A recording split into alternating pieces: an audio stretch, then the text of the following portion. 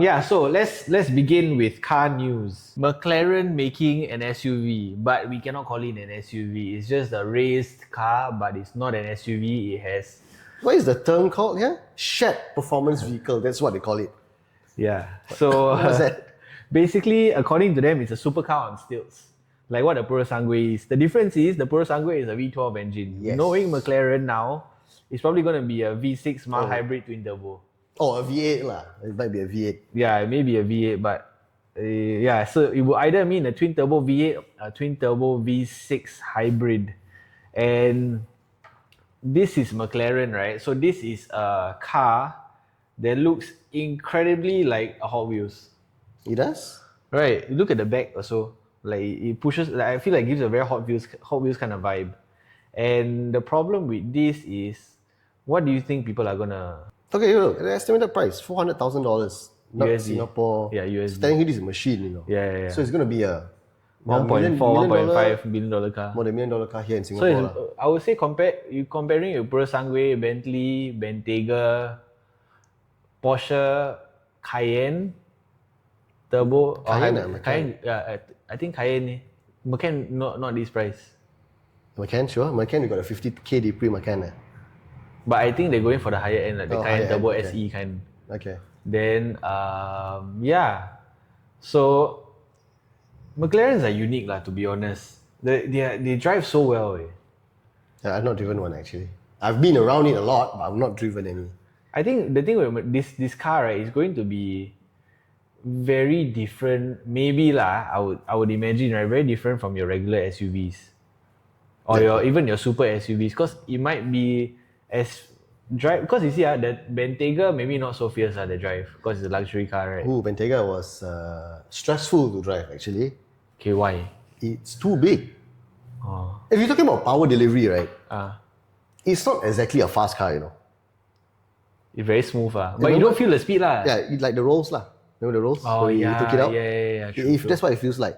It is a powerful car, but don't feel on powerful. paper, right? But the thing is that you're pulling a elephant lah. Yeah, true. It's heavy, really heavy. I think the thing with these kind of cars is you don't feel the speed. Yeah, so I think right for local roads now, this car's not good. If you're running North-South Highway up to KL or to Penang, I tell you the Bentley Bentayga is amazing. Yeah, really amazing. I think I would say this falls in between that. It's gonna be the kind of car that you can take on the B roads. Yes. And you can also go on North-South Highway, and both of it will be comfortable because the McLaren suspension really like made out of magic lah. It is lah. Yes. You can drive on the track and then you can drive on the road, and even the road feels quite comfortable. Like you don't feel a lot of bumps on it also. But it looks so raised. I wonder how the body roll, man. No, but it's a McLaren. It's going to be. I feel like they're going to do what like Porsche does, right? They use some electronics to adjust the damping. Yeah. So it doesn't lean as much. And if Porsche does that, McLaren probably going to do something similar also. I hope. Yeah. So can't wait to see this. It's going to be very interesting if we ever get to drive it. It'll be a great car on the B roads. It's the perfect. Maybe it might be the perfect one car for everything. It's a supercar. So you can go fast, you can carry a family of 5, and you can do long distance cruising. Maybe a little bit of soft off-roading also. Yeah, I'm very curious whether you can do that or not. Yeah. It'll be quite but cool to see probably a going McLaren to be off-road. running a 21 inch tire lah. I don't think so lah. But it'll be cool to see a McLaren off-road lah. I'm sure one car reviewer will do it lah. That will be us, hopefully McLaren. So once the car is here in Singapore, yeah, it'll be great if you give us a call lah. Yeah. Next news is Hyundai actually, from Hyundai, the Genesis. I love the Genesis. Actually, I've only driven one variant of Genesis, which is the G80. But not this version lah, the older version. The older version is a huge sedan, which a lot of people mistook it for some form of Bentley because of the wing logo. Yeah, cool. Yeah, true. That's a good point. Yeah, you get a lot of eyes. A lot of eyes for sure. Very, very comfortable drive. 3.6 or 3.8 liter V6 NA. But it's super smooth. Yes. It's one of the best cars to drive on North-South Highway. I love it. I enjoy really it. got no replacement for displacement. Correct, I agree. Super smooth acceleration. You can cruise at quite a high comfortable speed lah. Very, very high speed. And you don't feel a lot of bumps. You really feel like you're floating. But even then also, when it comes to corners, right, you can actually pull it a little bit harder on the corners. You don't feel you don't feel like it's going to slide as much. It's very secure lah. The car feels very secure to drive. 100%. And it's rear-wheel drive, by the way. Rear-wheel drive? Yes, it is rear-wheel drive. Yeah. Because I remember doing Met skits with it on some roundabout. Really? Yeah, I didn't know. Two of us. Legit. I don't have that kind of. I mean, the car probably don't exist anymore lah. Yeah, true. No, they're all like the G80 that we have here in Singapore. They all are registered in Under ITEL. Yeah, 2015 at least. Yeah. Or So, earlier. So most are either gonna die or I mean, the Genesis that we drive, every time we put it back and we drive it again, it's the same mileage lah. Yeah. So no one's taking. So I don't think anybody else drives the Genesis lah. Yeah, but I love that car. It's still a gas guzzler. Just tell you first. It's not exactly fuel efficient. Yeah, but okay. So coming back to this, GV60 is going to be an electric car with about 600 horsepower. But the interesting part is they're actually taking the tech, maybe even the motor, right, from Is that Ioniq? Ioniq 5N, which holds the EV Nürburgring record, if I'm not wrong. Or Not sure. I'm gonna check it out. It was like but have you seen Ioniq 5N? Yeah, actually just check on that. Yeah, see the Ioniq 5N Nürburgring type. If I'm not wrong, it's one of the fastest EVs to ever drive on the Nürburgring. Okay, let's go down. So this is fastest laps. Let's scroll down to 745-ish. Keep scrolling down.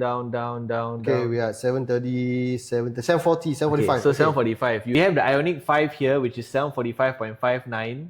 Ioniq 5N. Above that, you got the CLA 45S CLK 63 Black Series. These are cars that are beasts on the road actually. You got 996 GT2 below the Ioniq Gallardo Superleggera. So it's basically in your 2010-ish supercar and muscle car range, the Ioniq 5N for an EV. What other interesting cars? It beat the GTB now. Let's go down. See, it built GT3 RS, 996 GT3 RS. One of the I think 996 is the one that holds the value the best. Is it? Yeah, because of the engine. Now what? 997 GT3. 996 GT3 RS is 747 and it's up here at 745.59. Oh, look, Lotus SH Cup 380. Yeah. Oh my Damn. god.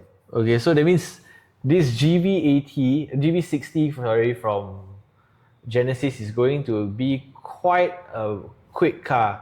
From what we heard inside sources is that the Ioniq 5N you have less than 5 in Singapore. And I think recently there's one on sale. I saw one on the showroom, it was silver in color. Yeah, so a nice photo of it. I will show it here. Yeah, so the Ioniq 5N looks amazing. The Genesis is going to look even better. Not just this GV60. Right? Pull up what the new Genesis, the new G80 and G90 looks like. It's insane. I think one of the best looking or design cars new now. Genesis. Ooh, look at that Genesis. Nice. Yeah, so this is a GV80. This is a Lux version. Look, machine price. Okay, this is which country? It's US. Yeah. Machine at 58,000. My god, I could buy that. It's the price of my car, you know. Hey, look at it. Go up. Let's see what other Genesis there is. Like models. Yeah, click on models. GV60, 70, electrified 70, 80 and GV80 Coupe. The GV80 Coupe, look at that. It looks like a X4. Look, it's type 2026, sorry. Type 2026. It's 2026. Genesis. Yes, this is the one, the X Grand Coupe. This car is insane. I saw this car recently. Apparently, this is their concept car that they're going to push out. I don't know how close they're going to be like to the concept, but the car looks incredible, to be honest. Oh, look at that. Oh, look at the interior. Oh my god. It looks very much like the Bentley in the inside. Yeah, I mean, I think it's the wings also that give it away. Very, very nice interior though.